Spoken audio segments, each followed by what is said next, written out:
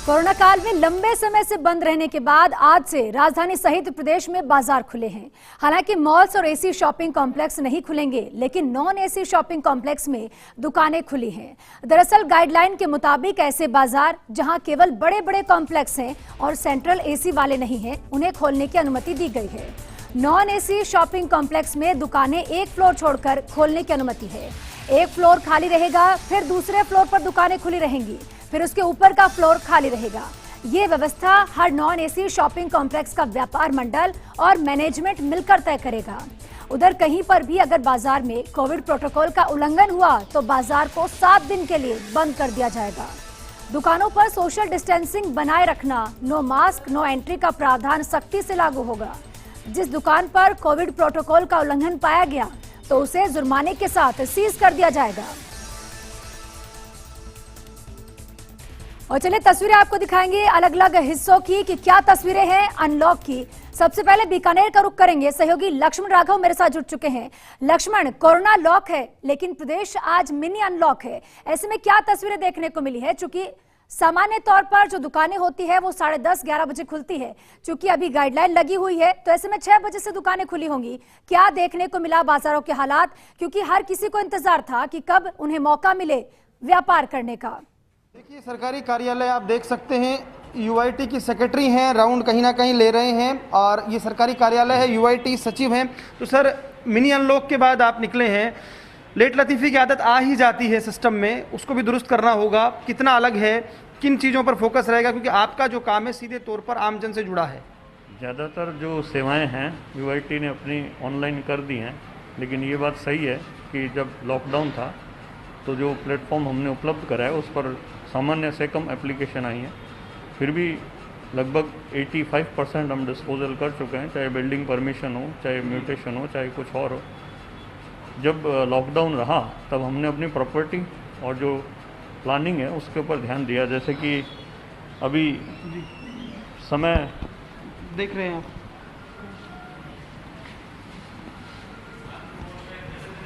तो देखिए इस वक्त हम ये तस्वीर इसलिए दिखाने की कोशिश कर रहे हैं कि किस तरह से जो है कार्यालय खुले हैं, उसके बाद ग्राउंड पर अधिकारी निकलते हैं, चीज़ों को देख रहे हैं। कहीं ना कहीं एक सवाल और ले लेते हैं हम, डेवलपमेंट काम पर बहुत फ़र्क पड़ा है सेक्रेटरी साहब कहीं ना कहीं इस मिनी जब ये लॉकडाउन रहा तो अब चूंकि धीरे धीरे बढ़ेंगे उस तरफ, तो क्या लगता है कहीं ना कहीं चीज़ें कहीं ना कहीं पीछे छूटा है कुछ?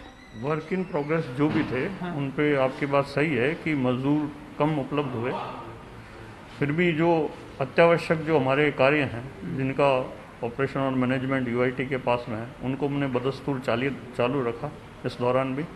और कल हमने मीटिंग करके जितने भी जो हमारे स्टिपुलेटेड टाइम में जो काम होने हैं उनकी प्रोग्रेस लेते हुए निर्देश दिए हैं। तो एक सवाल और बनता है, ऑक्सीजन प्लांट जो है चूंकि कहीं ना कहीं यूआईटी को भी जिम्मा है, उसको लेकर क्या चल रहा है? क्या ये जो चीज़ें धीरे धीरे जब पटरी पर आएंगी वो चीज़ तो ऐसी थी जो ज़रूरी थी, उसको लेकर क्या स्थिति है? यहाँ पर 400 बेड ऑक्सीजन सिलेंडर के हिसाब से अलॉटमेंट हुआ था। तो चूँकि कई सीएसआर और जो अन्य एजेंसीज़ हैं या जो दानदाता हैं उन्होंने भी oxygen bed, oxygen cylinder, oxygen plant लगाने के लिए अपना अपना योगदान देने की बात कही। हमने लगभग 1.25 करोड़ रुपए शासन को ट्रांसफ़र कर दिए हैं, क्योंकि जेडीए यहाँ नोडल एजेंसी है। 400 ऑक्सीजन सिलेंडर की क्षमता का जो ऑक्सीजन प्लांट है वो पीबीएम में लगेगा। उसकी स्थान का चिन्हीकरण जो प्रिंसिपल मेडिकल कॉलेज पीबीएम के हैं वो कर रहे हैं।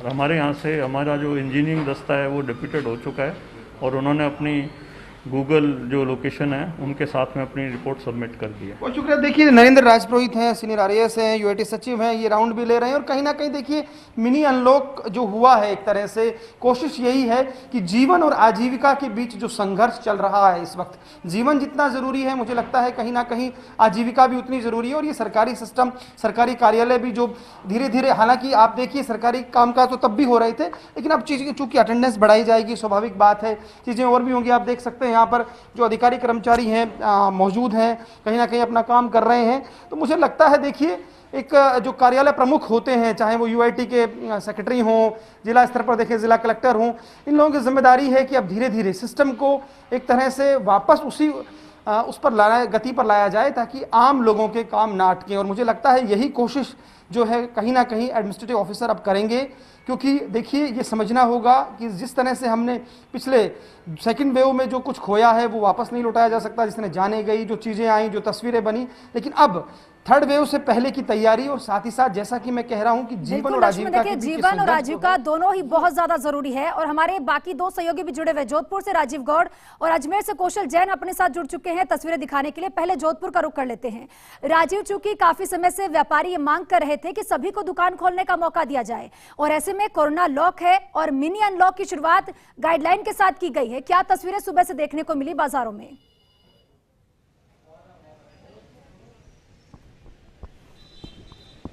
देखिए ज्योति, जिस तरीके से प्रदेश के मुख्यमंत्री अशोक गहलोत ने तमाम प्रशासनिक अधिकारियों से फीडबैक लिया, पुलिस अधिकारियों से, मंत्रियों से, विधायकों से फीडबैक लिया, जनता की भावना को ध्यान में रखा और आज से मॉडिफाई अनलॉक जो शुरू हो गया। और आप देखिए कि 11 बज भी चुके हैं और दुकानें बंद होने की ये जो तस्वीरें हैं ये अपने आप में कहीं देखिए कुछ लोग बंद करें, वो देखिए सामने वो बंद करने का काम शुरू हो गया है कि जिससे कि किसी भी तरह से किसी को कोई बाधा नहीं हो। एक व्यापारी से बात भी कर लेते हैं कि जिस तरीके से आप लोग मांग कर रहे थे कि अन्य दुकानों से हमारी भी दुकान अब दुकान खोल दी, अब क्या कहेंगे आप?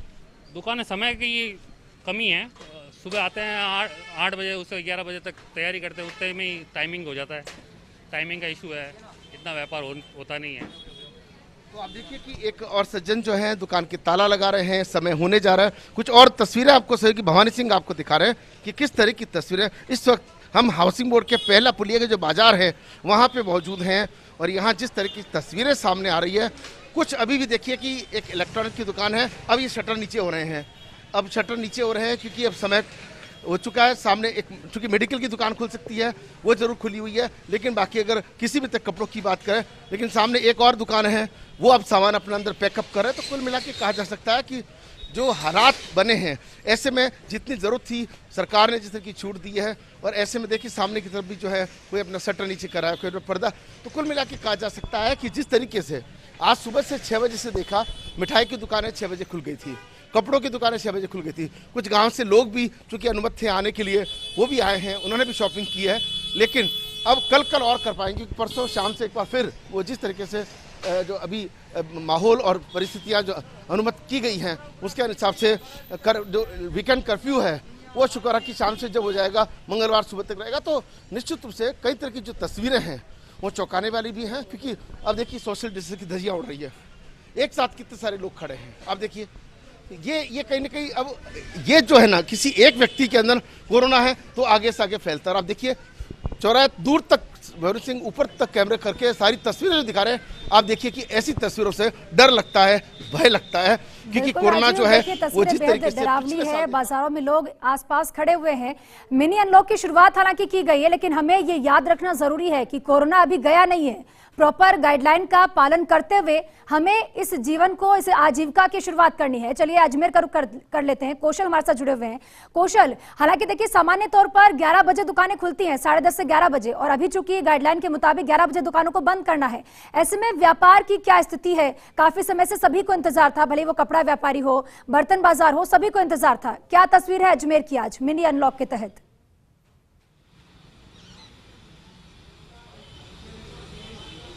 जी देखिए, जहाँ तक हम बात करें अजमेर की तस्वीरों की, तो कमोबेश जो प्रदेश के अंदर स्थिति है वही अजमेर के अंदर है। यहाँ पर जो बाज़ार हैं वो सुबह खुले, आबाद हुए और लोगों की भीड़ जो है वो बाज़ारों के अंदर देखी गई। तो वही जो सरकारी कार्यालय हैं उनको भी आज से खोला गया है और यहाँ पर 25% कर्मचारियों को अनुमत किया गया है, उनकी हाजिरी होगी और उसी के साथ ये कार्यालय काम करेंगे। कैमरा पर्सन दिखा रहे हैं, इस समय हम खड़े हैं अजमेर के एक सरकारी कार्यालय पे। जिला रसद अधिकारी यहाँ बैठते हैं और इसी के साथ कार्यपालक मजिस्ट्रेट, तहसीलदार भी यहाँ पर बैठते हैं। और यहाँ पर जो आवाजाही है अब वो लोगों की धीरे धीरे शुरू हो गई। वाहनों की संख्या बता रही है कि यहाँ पर चुके हैं, कुछ लोग हैं और वो काम कर रहे हैं। यहाँ पर देख पा रहे हैं कि जो लोग अपने सरकारी कामों के चक्कर में लंबे समय से परेशान थे, अब उन लोगों का भी आना धीरे धीरे शुरू होने लगा है। और जो कार्यालय हैं उनके अंदर लिमिटेड जो संख्या है उसके अंदर ही कर्मचारी कार्यरत हैं। जिस कार्यालय के अंदर लगभग 10 कर्मचारी थे तो वहाँ पर अभी 3 कर्मचारी या 4 कर्मचारी ही काम कर रहे हैं। कई जो ऑफिसेज हैं जिसके अंदर 4 या 3 लोग थे वहाँ पर 1 या 2 की स्थिति है। कैमरा पर्सन से कहूँगा कि वो देखिए यहाँ दिखाएं, यहाँ पर भी लोग जो हैं वो अपने काम के सिलसिले में आए हुए हैं। और इधर के कमरे की तरफ हम देखना चाहेंगे तो ये तहसीलदार जो है वो उसका कमरा है, तहसील स्तर के कार्यालय हैं। फिलहाल इस कमरे में कोई भी नहीं है क्योंकि ये जो है अभी बंद रखा गया है, इसके अंदर लोग अभी नहीं हैं। और अगर हम अब वापस बाहर की तरफ आकर देखें तो इस गलियारे के अंदर भी एक ऑफिस चल रहा है क्योंकि अभी यहाँ पर स्मार्ट सिटी के काम चल रहे हैं। तो ऐसी स्थिति में जो कई ऑफिस हैं वो बंद हैं। ये नायब तहसीलदार का ऑफिस है, फिलहाल वो आए नहीं है, किसी काम से हैं। लेकिन यहाँ पर भी जो संख्या है वो आप देख पा रहे हैं कि अंदर सिर्फ एक कर्मचारी हैं क्योंकि 25% जो कर्मचारी को अनुमत किया है उसी के तहत ही सारी प्रक्रिया अपनाई जा रही है। अगर आप इधर देखना चाहें तो ये टेबल बाहर लगी हुई है और यहाँ पर भी जो सरकारी कर्मचारी हैं कार्य कर रहे हैं। हम यहाँ किसी से बात करना चाहेंगे और इन्हीं से पूछेंगे कि किस तरह से 25% जो अनुमत किए गए हैं उनसे काम निपट पाएगा, किस तरीके से काम निपट पाएगा, क्योंकि 25% कर्मचारी ही अनुमत किए गए हैं। सर काम जो 25% कर्मचारियों का किया सरकार ने वो कर रहे हैं कर्मचारी, लेकिन तहसील कार्यालय के कर्मचारी जो कि अधिकतर स्टाफ हमारा फील्ड का पटवारी हैं, गिरदावर हैं, इनकी सबकी ड्यूटियां वहाँ लगी हुई है। JLN हॉस्पिटल के अंदर 3 पारी के अंदर 10-10 कर्मचारियों की लगी हुई है। सुबह 6 बजे से लेकर दिन को 2 बजे तक, 2 बजे से रात को 10 बजे तक। तो देखिए ज्योति, यहाँ पर जो शिफ्ट है उसके तहत काम किया जा रहा है। यहाँ पे मैक्सिमम जो कर्मचारी है बाहर की तरफ काम कर रहे हैं। और अब इस तरफ देखिए, पीछे की तरफ आके देखिए तो यहाँ जिला रसद अधिकारी का कार्यालय संचालित है और यहाँ पर भी जो कर्मचारी हैं वो सीमित संख्या के अंदर है। कैमरा पर्सन को कहूँगा कि थोड़ा आगे चल के दिखाएंगे जहाँ पर कार्यालय जिला रसद अधिकारी, यहाँ पर जिला रसद अधिकारी का कार्यालय है, संचालित किया जा रहा है। और यहाँ पर भी जो संख्या है वो बहुत कम तादाद में है। देखिए ये जिस तरीके से जो आवारा जानवर भी सरकारी कार्यालयों में घूम रहे हैं, तो निश्चित रूप से कहीं ये साबित हो रहा है कि फ़िलहाल जो संख्या है वो बहुत कम होने की वजह से फ़िलहाल जो काम है वो भी कहीं ना कहीं प्रभावित होगा। लेकिन कोरोना हमारे बीच में है, कोरोना गया नहीं है। आप देख पा रहे हैं ये भी जिला रसद अधिकारी का कार्यालय है जहां पर जो संख्या है वो फिलहाल मौजूद है। लगभग सभी लोगों ने मास्क लगा रखा है, सोशल डिस्टेंसिंग की पालना की जा रही है और 25% जो अनुमत किए गए स्टाफ है उसी के तहत यहाँ पे काम चल रहा है। जी ज्योति। तो जैसे आपने अजमेर की तस्वीर देखी, क्योंकि सरकारी कार्यालय खोलने भी बेहद जरूरी थे, आज उनको भी अनुमति मिली है 25% स्टाफ के साथ। बहुत सारे कामकाज लोगों को ऐसे होते हैं जो बहुत जरूरी होते हैं, ऐसे में 25% स्टाफ सरकारी कार्यालय में मौजूद रहेगा। अजमेर की तस्वीर हमने आपको दिखाई, किस तरह से पूरी पालना के साथ लोग वहां आ रहे हैं अपने काम के लिए और स्टाफ भी मौजूद है। चलिए बीकानेर का एक बार फिर से रुक कर लेते हैं, लक्ष्मण वहां पर मौजूद है। लक्ष्मण, देखिए सरकारी कार्यालय खोलना भी बहुत जरूरी था, बहुत सारे ऐसे कामकाज होते हैं जो वंचित रह जाते हैं, तो लोगों को लगता है कि ये काम अटक गया, वो काम अटक गया। ऐसे में सरकारी कार्यालय के अंदर कितना स्टाफ बीकानेर में दिखाई दिया, क्या गाइडलाइन की पालना दिखाई दी?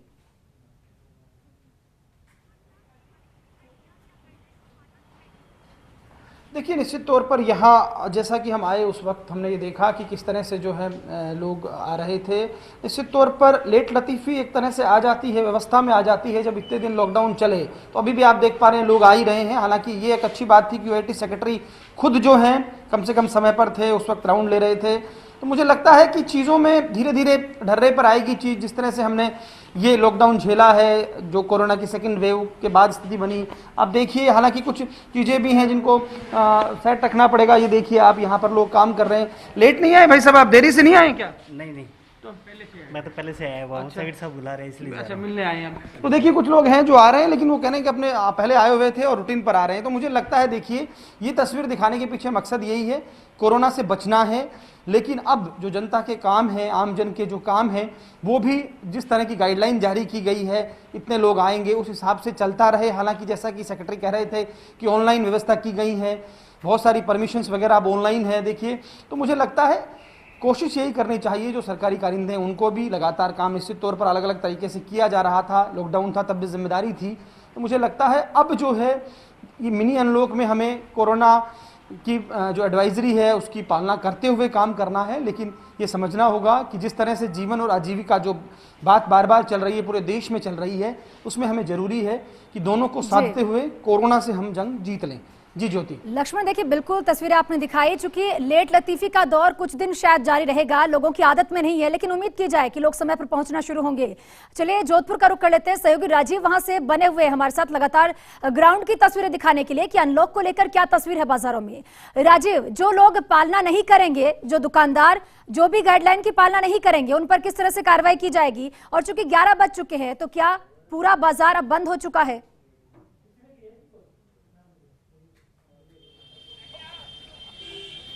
ज्योति, देखिए जिस तरीके से 11 पर सुइया आ चुका है तो उसके साथ ही दुकानें यहाँ पहले पुलिये पे आप देखिए कि सब बंद हो गई है। मेडिकल की चूंकि अनुबंध दुकान है, लेकिन व्यापारी थोड़ा हैरान है, परेशान है, समय कम बता रहे हैं। कुछ व्यापारी जो है हमारे साथ भी, चूंकि हालांकि सरकार ने सोच समझ के फैसला लिया है, कोरोना को हराना है, एक दिन से सब खोल भी नहीं सकते। जरा बात करते हैं, आप क्या नाम आपका? प्रदीप। प्रदीप जी, काय की दुकान आपके? प्रोविजन स्टोर है। क्या आज कितना गल्ला कर लिया? 400 रुपये। आप इस समय तक क्या आपको लगता है कि ये ठीक है, बहुत है? आपको क्या महसूस होता है?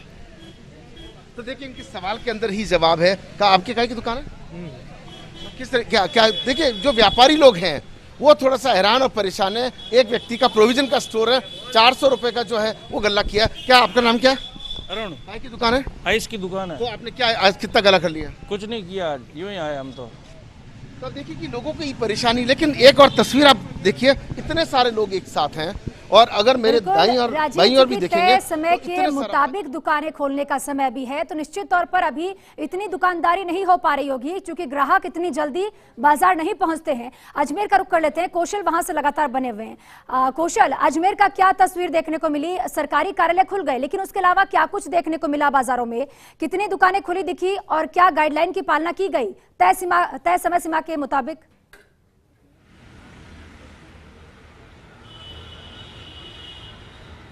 जी देखिए ज्योति, जहां तक सरकारी गाइडलाइनों की पालना है, तो कल जब व्यापार महासंघ ने जिला कलेक्टर से बात की थी तो स्पष्ट ये हो गया था प्रशासन के साथ कि किसी भी सूरत में सरकार की गाइडलाइन का उल्लंघन नहीं होने दिया जाएगा। जो उल्लंघन करेगा उसके खिलाफ कड़ी अनुशासनात्मक कार्रवाई की जाएगी। और ऐसी स्थिति में कुछ दुकानें कल सीज भी की गई। इस समय हम देखें, बात करें सरकारी कार्यालयों की, तो यहाँ पर भी जो कार्यालय में मौजूद अधिकारी हैं वो कहीं ना कहीं बाजार की व्यवस्था से जुड़े हुए हैं। ये जिला रसद अधिकारी कार्यालय है और यहाँ पर जो कार्रवाई है वो सीधे सीधे बाजार से जुड़ी हुई है और ये साफ स्पष्ट किया हुआ है कि किसी भी सूरत में बाजार के अंदर जो सरकार की गाइडलाइंस है उनका उल्लंघन नहीं होने दिया जाएगा। किसी भी सूरत में ज्यादा लोगों की। हमारे सहयोगी कोटा से भंवर सचारण हमारे साथ जुड़ चुके हैं। भंवर, देखिए कोटा में लगातार व्यापार मंडल मांग कर रहा था कि सभी दुकानों को खोलने की अनुमति मिल जाए और ऐसे में मिनी अनलॉक के तहत एक तय समय के मुताबिक उन्हें खोलने की अनुमति मिली। हालांकि समय को लेकर नाखुशी जरूर है, लेकिन आज पहले दिन क्या तस्वीर थी बाजार की?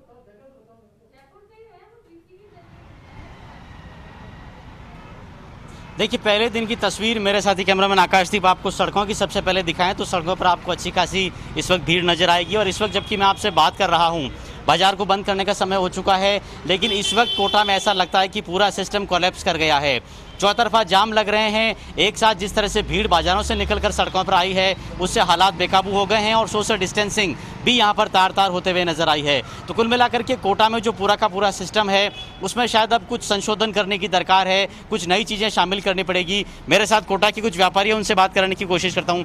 क्रांति जी, जैसे ही 11 बजे बाजार बंद हुआ है, चौतरफा जाम लग रहे हैं। आज लगभग 48 दिन बाद जो मिनी लॉकडाउन खोला है सरकार ने, आज व्यापारियों में एक आशा की किरण जगी थी और आज व्यापारी 7 बजे से अपने को मार्केटों को खोलने लगा।